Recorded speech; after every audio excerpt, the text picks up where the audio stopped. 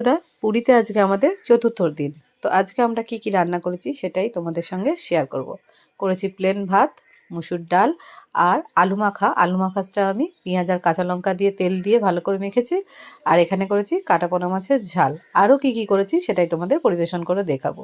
প্রথমেই দিয়ে দিলাম সাদা ভাত, তার মধ্যে দিয়ে দিলাম আমি ভাগ ভাগ করে রাখা আলু ভাতে।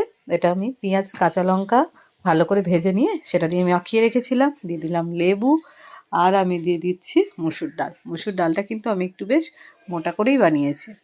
দিয়ে দিচ্ছি মুসুর ডালটা। এখানে আমরা কোনো কিন্তু বাটির ব্যবহার করিনি, সবাই কিন্তু থালাতে থালাতে একসাথে বসে খেয়েছি আর ভীষণই গল্প গুজব করতে করতে খেয়েছি, খুবই আনন্দে খেয়েছি। আর দিয়ে দিচ্ছি এখানে আমি 2 পিস করে শাটিন মাছ ভাজা। এই দেখো, প্রত্যেকে আমরা 2 পিস করে শাটিন মাছ ভাজা খেয়েছি গরম গরম ভাত দিয়ে।